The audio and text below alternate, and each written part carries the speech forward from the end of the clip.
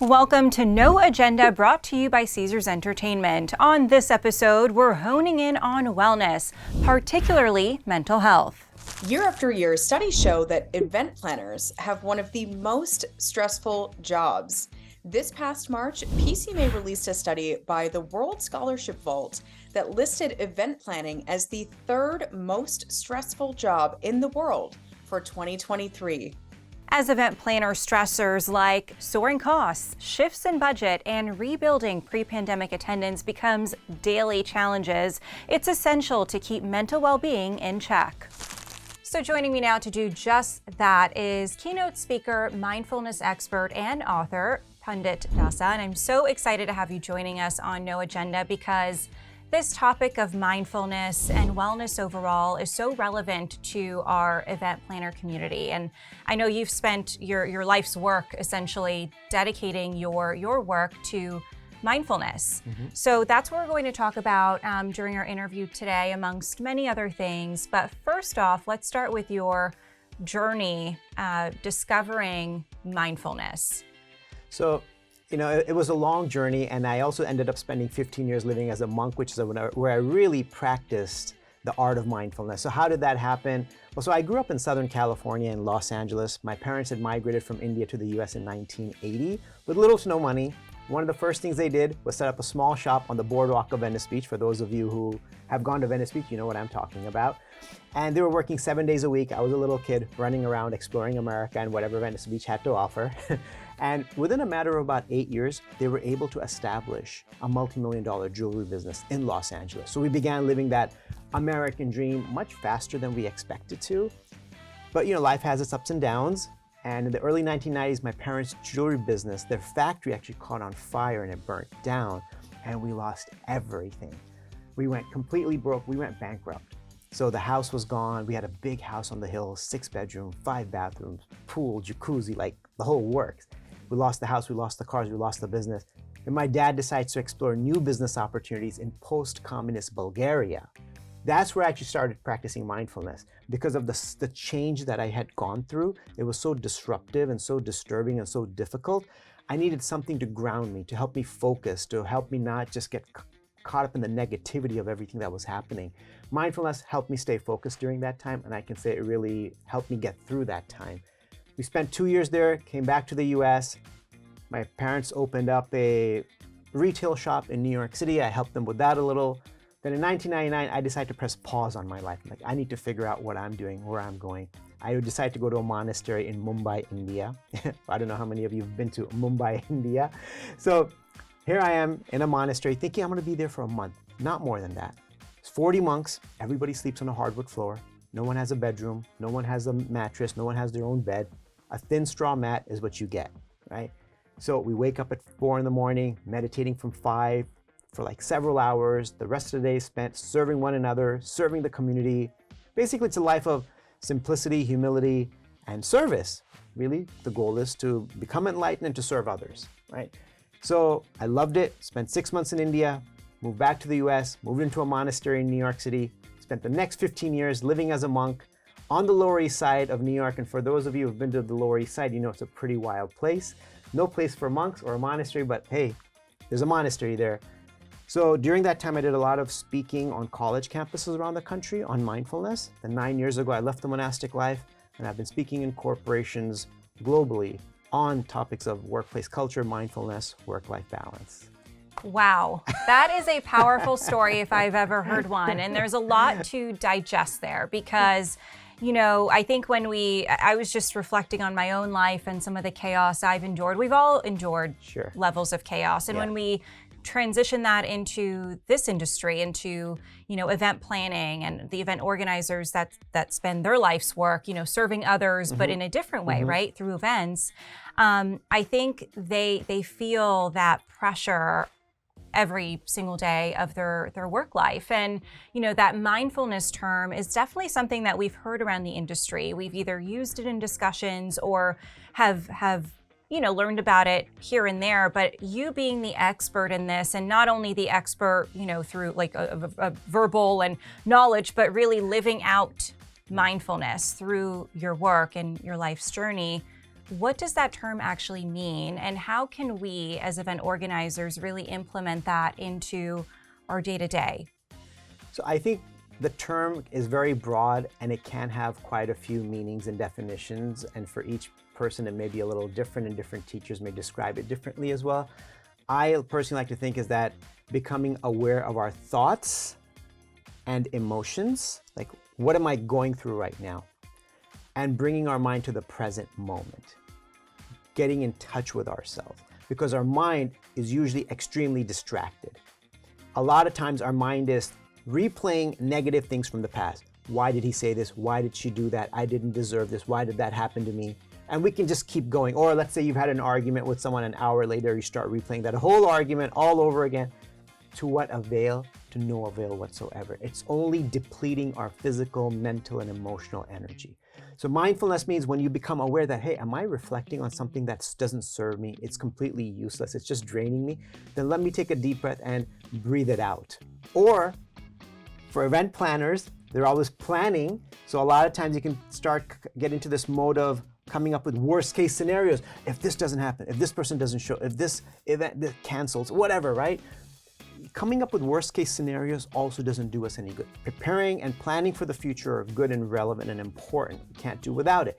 But when we come up with worst case scenarios and start playing them in our mind, same thing happens. We're draining our battery. And that's where we have to learn to press pause in our mind when we're in the past or negative things about future things that may not happen. If we can press pause on it and just imagine how much energy we would save ourselves. So the way I like to describe this whole process is that I like to call it closing the apps in your mind. Now, we all have smart devices. We know how to close those apps. Even a 2-year-old can close an app on a smart device, but we have never been taught how to close an app in our mind. What tips can you give our planner community here today to calm their minds and really hone in on their mental health? And particularly, I mean, there's ways to do that even during your workday. Yeah. So what tips do you have for us? I think one of the key things that we have to pay attention to is our mental health. And too often we are very embarrassed to talk about our mental health because there's a stigma around it. Like, if you say something about your mental health, people will think, oh, you know what, I don't know, I think this person isn't capable enough, they're not competent enough, they're gonna drop the ball, right? So I think that we need to become comfortable with that conversation, and it's really important that we start becoming comfortable with that. See, like, we're not embarrassed to go to a dentist or tell everyone, hey, I got a root canal to take care of, right?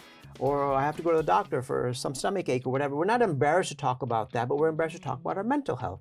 But physical health and mental health, it's all part of one human being. If we only pay attention to our physical health and we ignore our mental health, for me, that's like taking your car to the car wash, but never to the mechanic. What's that gonna do? You're gonna have a shiny car, but it's not gonna get you where you wanna go because we've neglected the engine, which is the mind, which determines everything in our life, basically. Our entire reality is formulated by our mind.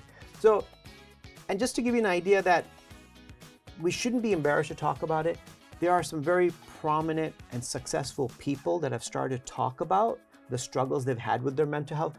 Well, one is, you have Simone Biles, who is the Olympic gymnast with 8 medals. And she even had to withdraw for a while from the Olympics to take care of her mental health, and she acknowledged it. You have Naomi Osaka, she was ranked #1 as a tennis player for a little while, and she also acknowledged that it's okay to not be okay, that sometimes she does struggle with her mental health. Then you have Michael Phelps, 28 medals, the most decorated Olympian of all time. He acknowledges, he says, I realize that my depression and anxiety are always going to be a part of my life. It doesn't stop him from getting those medals. He was going through it throughout his life, and he's learned to deal with it. The reason I'm bringing up these examples is that we shouldn't think that I'm going to be less productive, less effective, less efficient if I'm having a day where I'm feeling down, or if I'm feeling overly anxious, if I'm having some bouts with depression. It's okay. You're a human being. If you didn't have that, you'd be a robot. And we're not robots. We're meant to go through ups and downs, like the seasons change. We may not love all the seasons, but they come and go. So our mind also goes through seasons. And it's okay to ask for help for our mental health, There's absolutely nothing wrong when we reach out to get help for our mental health, from a health professional, through mindfulness, meditation, exercise, whatever it is. I think we need to change the dialogue and the conversation so that people aren't embarrassed to talk about it. Yeah, I love that. I mean, I think society as a whole is starting to embrace the conversation around mental health, and particularly in this industry, which is why it was crucial for us to do, a wellness show and cover several of our shows around wellness, particularly mental health, because it's something that gets the best of all of us. I mean, I know even for me, I was telling my team the other day during our meeting that I left my laptop at the office over the weekend, which I don't think I've done in I don't know how long. Even my mom was like, "You don't have your laptop with you? Are you okay?" Yeah. But it's just being more mindful of my own health, right? Mentally and emotionally, and saying, you know what? This can wait until Monday. It's okay. It's going to be here when I get back, and I will be back on Monday morning. And that's when I'll take care of all the things I need to take care of, because I need a break. And I've embraced that. So I love that tip and that piece of advice, that embracing the conversation part, because it really does make a difference to the overachievers like yourself, like myself, like a lot of people watching that think that if I'm not on it every single day, that something's wrong with me, or I'm not being productive, or I'm not going to hit the next level of my life, whatever that looks like. And it's we just need to stop feeding ourselves that. Yeah. I mean, because you have to realize we have this one vehicle. If we don't plug it in like our device and recharge it over the weekend or whenever it is, how are we going to get to where we want to be? It's not going to get us to where we want to go. And there's so many things we can do, little things we can do, what's the first thing we do when we wake up? We reach for our device. Well, next time we're about to do that, how about we not do that and instead just take 10 deep breaths? I can do that in 5 minutes from now. Let me just take 10 deep breaths. Let me take a moment of gratitude for what I have in my life.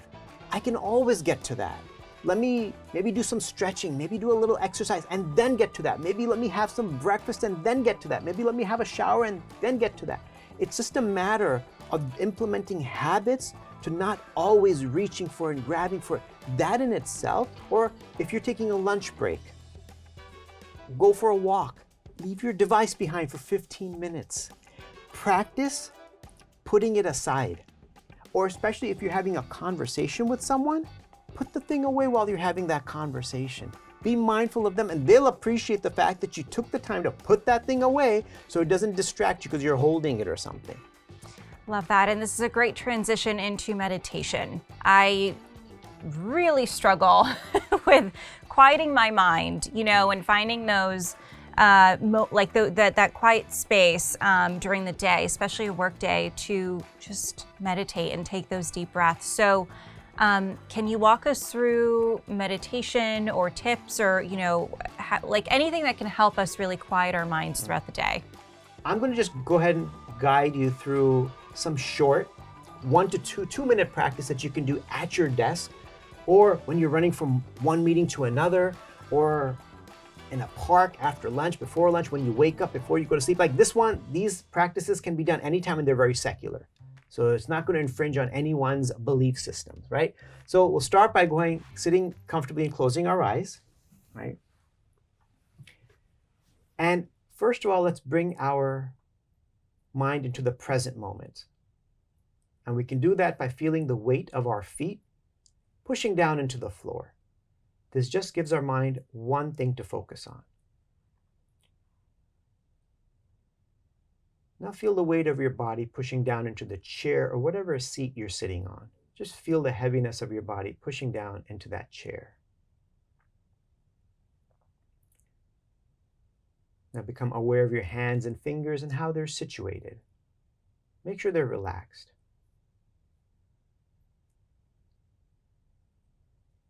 Now let's go ahead and take in a few deep breaths. Breathe in such a way that you fill up your lungs completely. Really intentionally try to fill up your lungs. Take in a lot of breath, a lot of oxygen. Visualize your lungs as they expand, and visualize your chest as it expands. Try to keep your back straight so oxygen can flow unobstructed.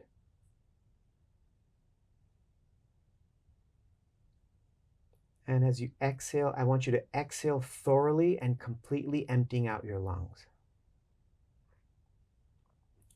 Again, deep breath in, fill up your lungs completely. This time you should be able to take in a little bit more oxygen than the previous time because your lungs have had a chance to expand already.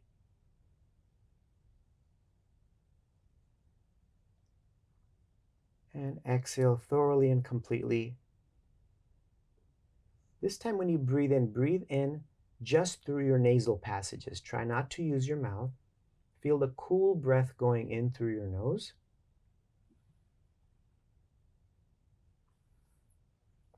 And feel the warm breath leave your body through the nose. Let's do that again. Cool breath goes in through the nose. Fill up your lungs completely. Nice deep breath. This kind of deep breathing, research shows, can help regulate our blood pressure and emotions.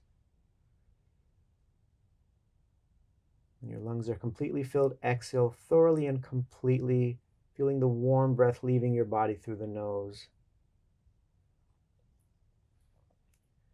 Now bring your awareness to your forehead,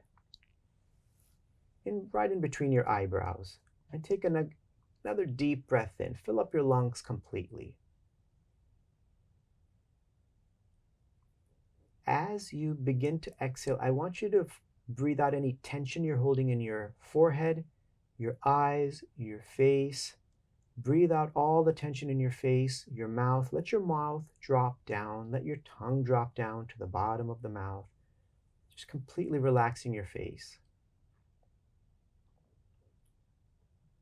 And bring your awareness into the region of the heart. Are you able to pick up on your heartbeat?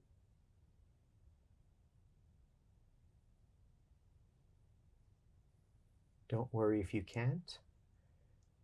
Take a moment to now think of 3 things that you're grateful for in life. What are 3 things happening in your life right now that you're grateful for?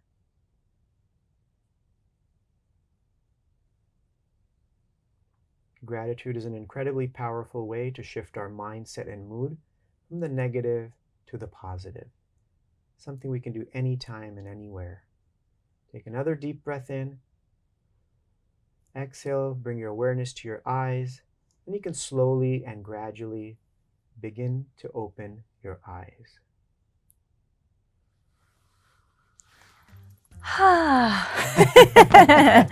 That was awesome.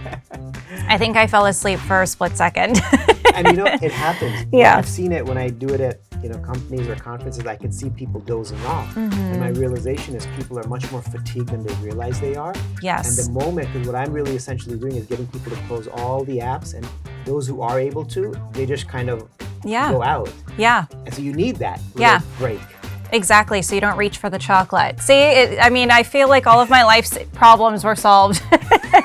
Thank you so much. You are wonderful and such a wealth of knowledge. And I'm so excited because we are going to continue chatting with Pandit over the next couple of No Agenda episodes on various things, including workplace culture, amongst other elements of wellness and, just well-being overall. So I want to thank you very much for being here with us, and I can't wait to have you on future segments. Thank you. It was a pleasure to be here and to share this knowledge and wisdom on mindfulness with everybody, especially the event planner community.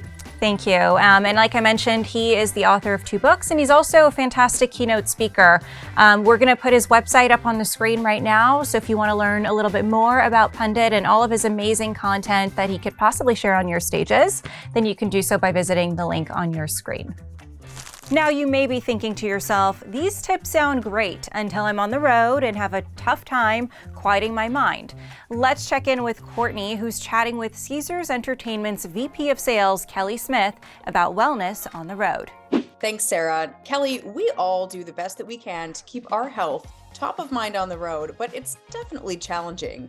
Between the long hours, out of routine meals, alcohol, and everything in between. I know that you travel a ton, and I do too. In fact, I am currently on the road right now attending a conference and recording this segment from my hotel room. How important is wellness when you're on the road, and what do you do to stay focused and well? I think that wellness on the road is really important. And as Pandit said, like, we talk about sleep and nourishing your body and exercise are all three really important components when you're on the road. When I travel, my sleep is really valuable to me, but it's hard when you change time zones. I find myself often when I fly from the East Coast to the West that I wake up at 3 in the morning. And instead of reaching for your phone, it's good to reach for a book. And sometimes that kind of calms your mind and allows you the opportunity to fall back asleep. And I think about nourishment because as I continue to age, I can't eat the way I used to, but it's really important that you get a well-balanced meal. And I try when I'm on the road, at least one of the days that I'm on the road, to eat only vegetables and fruit. That seems to help. And I've stayed pretty healthy over the course of the past couple of years as I've been on the road. And finally, I love to exercise. But I don't like to do it in public. So I've discovered wall Pilates, which is something you can do in your room, and it has benefited me and made me feel like I'm actually doing something, and it gets you kind of in the mental space to go conquer the day. There are apps for it that you can download, and basically you use the wall as your resistance. And there's different, you can work on your arms, you can work on your legs, you can work on your core. I find that the app is very instructional and helps me. And I think there's multitude of options out there for different apps that have this. I think it's a growing trend. And I think that we're going to be a little bit more well-versed on it as time goes on, because I think it's going to catch on. Planners have one of the most stressful jobs in the world. What can supplier partners do to be more empathetic to their mental health? Pandit also mentioned, like, it is really important that we share emotions with each other, but it's really important that we listen. And we have to be empathetic, and we have to recognize that everybody is dealing with something. And especially when you're planning a program or you're on the road, like, the stress factor just increases. So as suppliers, it's our responsibility to do everything we can to connect with our planners and create that open environment that gives people permission to share, really, like, not just be surfacey with each other and what's really going on, so that we can be there for each other and help get them through a successful event, which is by nature very stressful. I think about the budget, and that's just such a huge thing for the planners when they come in. And as long as the communication is there on what their maximum capacity is, and that they're communicating it with their industry suppliers, we can make sure that we don't have any surprises for them, or if something that they're asking for is going to push them over that budget, that there is that dialogue so that there are no surprises. Because the worst thing could happen is that they wrap up their program, they're way over budget, and then their stress is even higher than it was before they were on property. So that's something that we can do to help make sure that that is lessened and the stress doesn't exist post-meeting as well. That I try and make sure everybody implements is that there is no such thing as over communication. Thanks, Kelly. Great information to consider. Sarah, let's check back in with you. Thank you, Courtney. A reminder to all about the Caesars Entertainment Global Wellness Challenge powered by Heka Health, starting on June 9th. Head to the link on your screen to learn more about the challenge and all of the awesome prizes up for grabs. No Agenda continues after a brief message from our sponsor. Hi guys, it's Gordon here. Please come and check out my newest restaurant, Ramsey's Kitchen at Harrah's, Las Vegas. The good news is we're open for lunch and dinner, and it's just a short walk from Caesars Forum. You can expect some of my favorite dishes, but with that amazing Vegas twist. Can't wait to see you. Hybrid events remain a hot topic, and one that causes planners some angst. Joining me now is Scott Addison Clay, founder and CEO of Eventual. Scott, what are you hearing from the planner community regarding their current perspective on hybrid meetings? Event planners today, with regard to hybrid events, are having a little bit of a crisis because a lot of them want to just go back to in-person, but they realize the reach and impact of virtual is undeniable. Their options for how they can accomplish a valuable hybrid are pretty limited. I think a lot of the tools out there are really designed for video calls. A lot were born during the pandemic when there was no hybrid option available. So they're specifically made for all remote attendees. So I think the options are limited from doing a lot of listening. The backends and the controls for a lot of those tools are also difficult to use. And when you're trying to also run an in-person live event, you don't want something that's complex and also not really designed for a true hybrid event. There's some frustrations. I think there's also the feeling that you're really running two events. You're running your in-person live event, which can demand your full attention by itself, but you've also got a whole virtual event that's happening and all the remote attendees, which you could also just focus on. So I think there's also a staffing thing because you're having to kind of do two things at the same time.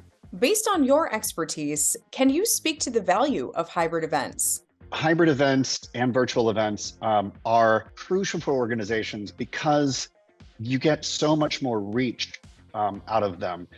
The ability to travel is a luxury that not everybody has, especially worldwide. There's a lot of people that can't travel or don't want to travel now that the pandemic has sort of normalized a virtual experience. So people know that there are options if the event planners plan for them. So there's an expectation on the attendee side, but there's also a lot of value that event marketers, especially brand marketers and CEOs, see in that virtual reach that you get with a hybrid event. Having that be an experience that's valuable for both the in-person and the remote attendee is really crucial. So I think not skimping on the virtual/hybrid side is imperative. There's also been a lot of research that even coming out of the pandemic, the numbers for remote are still roughly 50 to 60, 70% of the total attendees at a lot of hybrid events. Scott, thank you so much. If you're a planner that has seen tremendous ROI from hybrid events, we'd love to hear from you. Send your hybrid event success story to info@solimanproductions.com. Let's check back in with Sarah, who is joined by Chris Meyer, CEO of George P. Johnson, who gives us one example of the power of hybrid events. Thanks, Courtney. Now, you've heard from Chris Meyer in previous episodes, and as we wrap up our 3-part series with George P. Johnson, it's only appropriate to deep dive into perhaps one of the most well-executed hybrid experiences, Salesforce's Dreamforce conference. Chris joins me now to discuss. Chris, what makes Dreamforce a hybrid home run?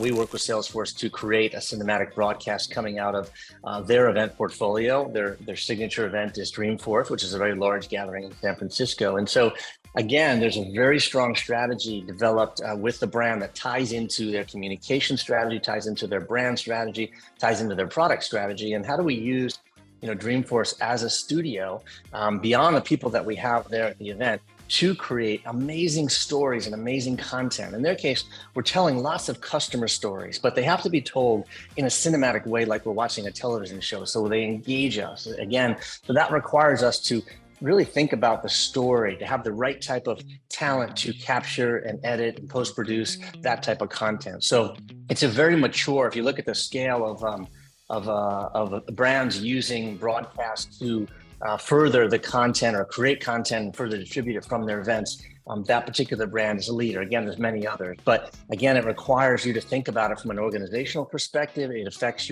we talked earlier about kind of creating your brief and your strategic brief for any kind of event. It requires the broadcast part to be a very significant part of it.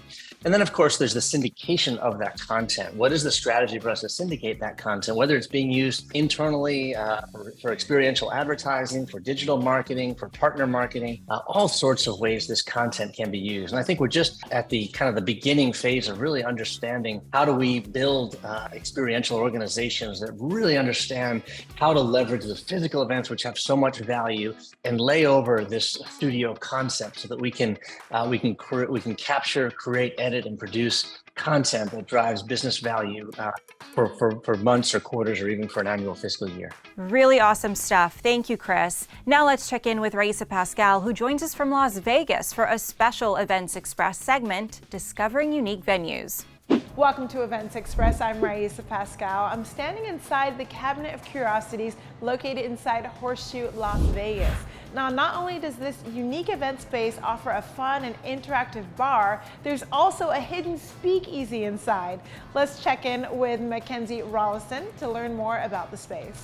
The whole idea of the concept is for you to bring the experience and the beverage together. So you're not just going to a bar, you are truly entering a different world. So once you enter the Cabinet of Curiosities, open to the public, you actually have the ability to explore all of the curiosities that we have along the walls and within the cabinets, and the stories that they have to tell. You then can enter our safe room where you meet our locksmith. And once you meet our locksmith, you're then told a story and given a little bit of clues to then solve a puzzle to enter our speakeasy. Within the lock speakeasy, we actually have a speakeasy within a speakeasy. We call it our VIP room. It holds up to 12 people, so it's great for intimate meetings. We have had anything from a celebrity mixologist come and mix those drinks. We've had media moments where we can capture both on our projector screen that we have an old projector within the lock, and we have televisions within our VIP room as well as our cabinet. We also have the curiosities themselves that can tell the story of your company and or maybe just something that you want to give away within it. So we allow for a lot of exploring. I think what we hope guests take away from coming to our experiences is just that, an experience. They've been brought off the strip and into kind of a hidden world where it's enhanced. They're able to enjoy a great drink, have a great conversation, and leave then experience an event like no other.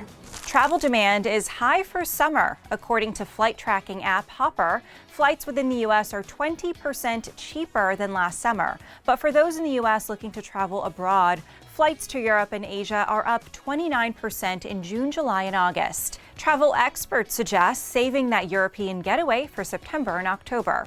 It's never too early to plan for 2024 trips. Here are shoulder seasons for international destinations when travelers score lower flight costs, according to Kayak. Indian air carrier Go First filed for bankruptcy and suspended its flights for 3 days last week, causing chaos for thousands of travelers. This announcement comes following the airline facing critical supply chain issues with regard to its engines. The airline issued a full refund to passengers. Go First had an average of 30,000 daily domestic flyers in March. As we wrap up episode 4 of No Agenda, we want to thank you for the tremendous support we've received over the past 2 months. Be sure to mark your calendars for our next episode on June 1st. Thanks for tuning in, and big shout out to our sponsor, Caesars Entertainment.